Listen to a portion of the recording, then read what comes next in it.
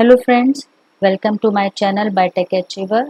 आज की क्लास में हमें ये देखना है कि सिंगली लिंक लिस्ट के अंदर जब हम इंसर्शन करते हैं तो अब रिक्वायरमेंट है कि आपको किसी भी पर्टिकुलर इंडेक्स पर डेटा का इंसर्शन करना है। तो वो हम कैसे करेंगे, तो चलिए उसको देखते हैं। तो सबसे पहले तो मैं यहाँ पे अपनी एक क्लास बना लेती हूँ और मैं इसका नाम ले लेती हूँ सिंगली लिंक लिस्ट। ये मेरी क्लास है। अब ये जो क्लास है हमारी, ये करेगी क्या?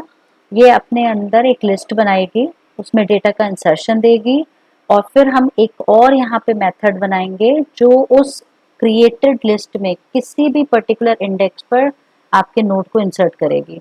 लेकिन उससे पहले हमें ये पता होना चाहिए कि जो नोड हम यहाँ पे बनाने जा रहे हैं, जो मेमोरी ब्लॉक हर लिस्ट में बनेगा, वो लिस्ट के नोड का स्ट्रक्चर क्या होगा, तो उसको पहले डिफाइन कर लेते हैं। तो उसके लिए मैं यहाँ पे क्लास नोड बनाती हूँ और मैं यहाँ पे डिफाइन कर रही हूँ कि जो मेरा नोड है वो अपने अंदर एक तो इंटीजर डेटा ब्लॉक रखेगा जो इंटीजर टाइप की वैल्यू होगी, और एक नेक्स्ट ब्लॉक रखेगा जो अपने अंदर किसी दूसरे नोड का एड्रेस रखेगा।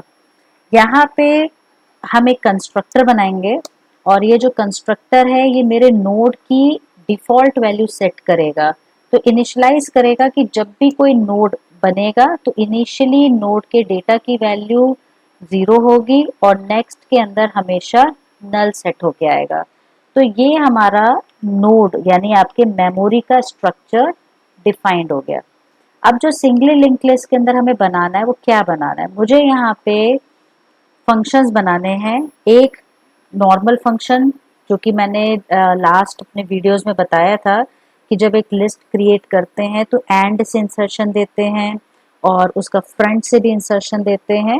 तो मैं यहाँ पे अपने उन दोनों फंक्शंस को और प्लस रीड कैसे करते हैं किसी लिस्ट को, वो तीनों फंक्शंस मैं यहाँ पे ऑलरेडी यूज करूंगी जो मैं लास्ट वीडियोस में बता चुकी हूँ। यहाँ पे हम एक नया फंक्शन बनाएंगे जो हमारी क्रिएटेड लिस्ट में किसी भी पर्टिकुलर इंडेक्स पर इंसर्शन देगा।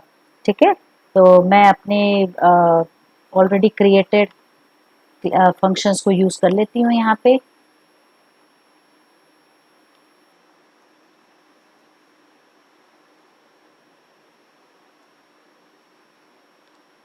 ठीक है, तो मैंने यहाँ पे तीन फंक्शंस यूज कर लिए हैं जो कि मैं पहले लास्ट वीडियो में बता चुकी हूँ।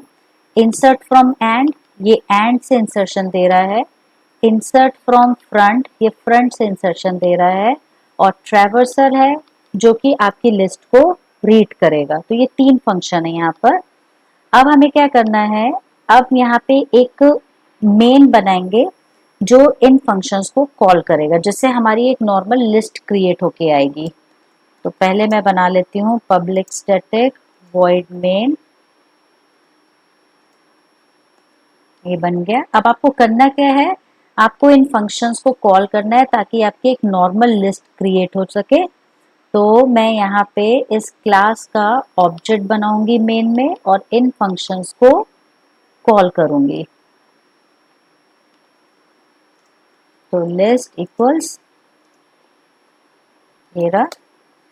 अब ये जो लिस्ट है ये करेगा क्या, ये जब इंसर्ट मेथड को कॉल करेगा तो उसमें उसको नोड को इंसर्ट करना है। तो एक नोड भी बना लेते हैं, न्यू नोड 1। तो इस तरीके से हम यहाँ पे 5-6 नोड बना लेते हैं ताकि हमारी एक लिस्ट क्रिएट हो जाए और फिर उसके बाद उस लिस्ट में किसी भी इंडेक्स पर डेटा को इंसर्ट करेंगे। तो मैं यहाँ पे जरा 3-4 बना लेती हूँ नोड्स।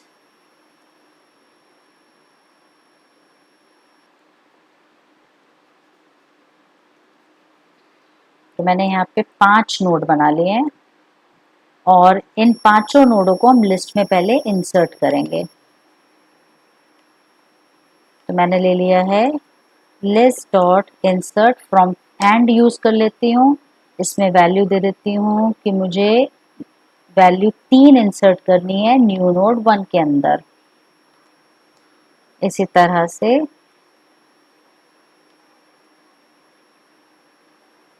ये जो इंसर्शन प्रोसेस मैं आपको बता रही हूँ ये मैं ऑलरेडी डिफाइन कर चुकी हूँ, इसलिए मैं आपको उसके लिंक दे दूंगी डिस्क्रिप्शन बॉक्स में।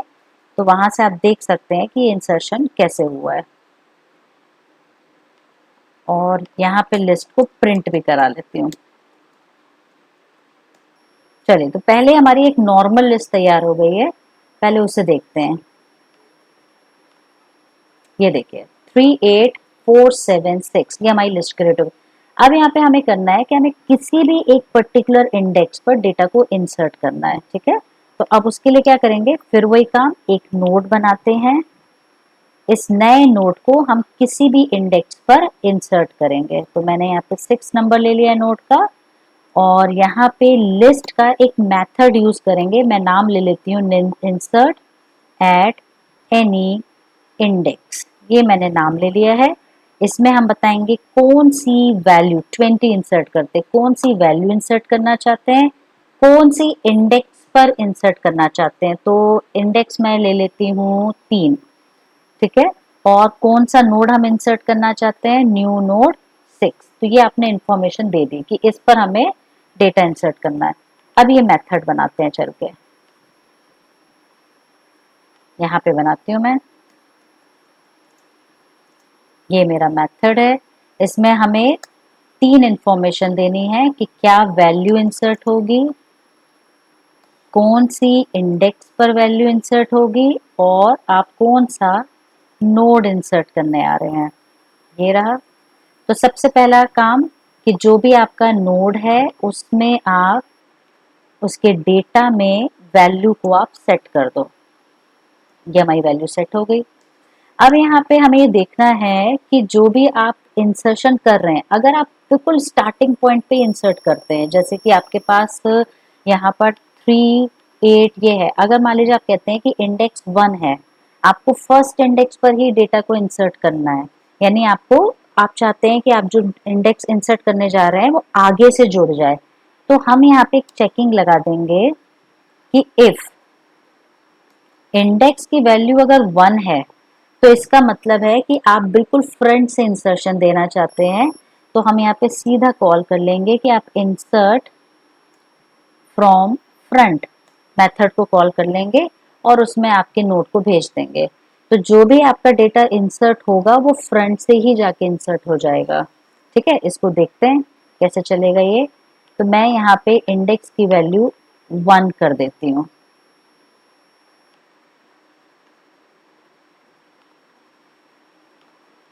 ये देखिए, तो अगर आप इंडेक्स 1 करेंगे तो सीधा इंडेक्स 1 के लिए आपको लॉजिक देने की जरूरत नहीं है, हम ऑलरेडी जो हमारा मेथड बना हुआ है फ्रॉम फ्रंट उसको कॉल कर लेंगे, तो ये फ्रंट से इंसर्शन देगा। लेकिन अगर आपको फ्रंट से नहीं कराना है, आपको किसी दूसरी पोजीशन पे कराना है, तब क्या करेंगे। तो चलिए तब का लॉजिक देखती हूँ। यहाँ पे मैंने 3 लिखा था, इसको 3 कर देते हैं वापस। और फिर यहाँ पे आते हैं कि अगर इंडेक्स 1 नहीं है, ठीक है, फिर एल्स। एल्स क्या करना है, एल्स हमें ये करना है कि सबसे पहले तो हमें पूरी अपनी लिस्ट को पढ़ना है, देखना है कि हम उस पर्टिकुलर इंडेक्स तक पहले पहुंचेंगे और फिर डेटा का इंसर्शन करेंगे। तो उसके लिए मैंने एक टैम्प वेरिएबल लिया है जो स्टार्ट से लिस्ट को पढ़ना शुरू करेगा, और एक नोड काउंटर लिया है जो काउंट करेगा कि हमारी जो नोड है उसका साइज क्या है। तो अभी टैम्प के अंदर स्टार्ट आ ही चुका है, यानी फर्स्ट नोड हमने काउंट कर ही लिया है। अब वाइल आप लूप चलाएंगे कब तक, जब तक कि टैम्प पूरा एंड तक यानी नल तक नहीं पहुंच जाता, ठीक है। अब क्या करेंगे, एक एक करके वो टैम्प को पढ़ रहा है। यहाँ चेकिंग करेंगे कि इफ जो आपका नोड काउंटर है, नोड काउंटर अगर इक्वल हो जाता है इंडेक्स -1 के। इंडेक्स -1 का क्या लॉजिक है, थोड़ा सा मैं आपको इसको ऐसे समझाती हूँ कि मान के चलते हैं कि मेरे पास ये एक लिस्ट है ऐसे, और सबके एड्रेस ले लेते हैं,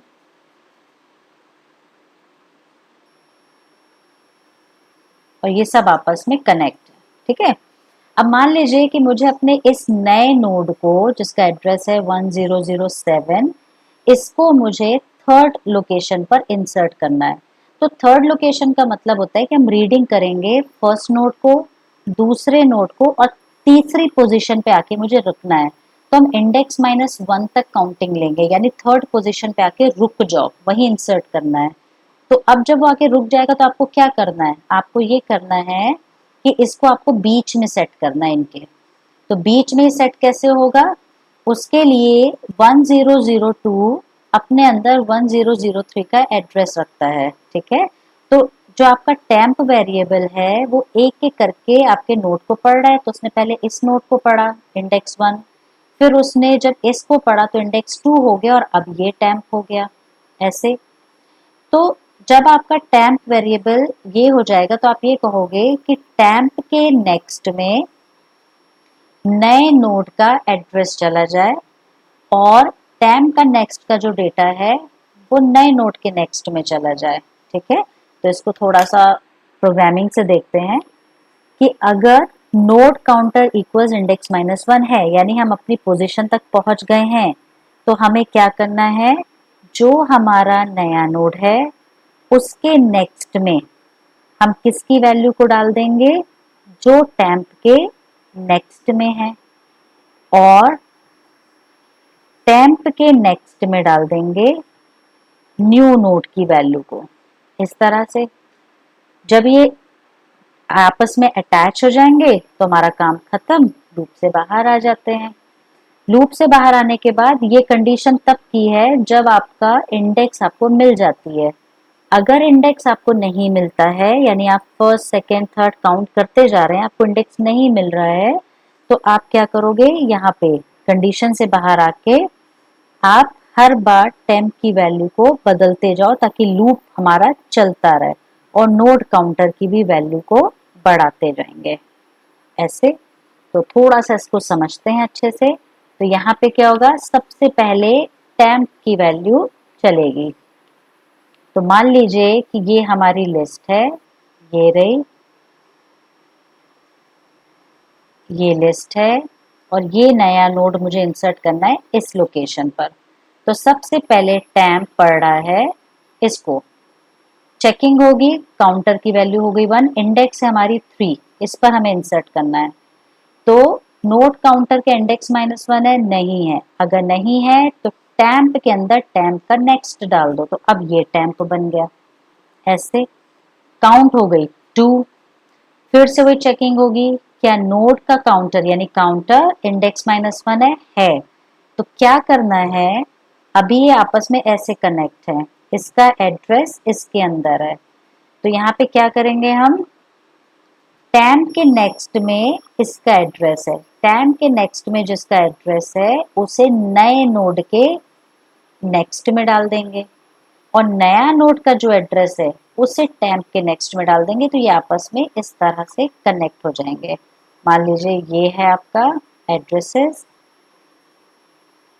और इसका है 1004, तो 1004 चला जाएगा इसके अंदर और 1003 चला जाएगा इसके अंदर, तो ये आपस में कनेक्ट हो जाएंगे। देखते हैं इसको रन करके ये कैसे चल रहा है। देखिए 23rd पोजीशन पे आके ऐड हो गया। इसी तरह से अगर मैं यहाँ पे मान लीजिए दे देती हूँ 5, 5th इंडेक्स पर हमें डेटा इंसर्ट करना है, तो अब देखिए कैसे इंसर्ट होगा ये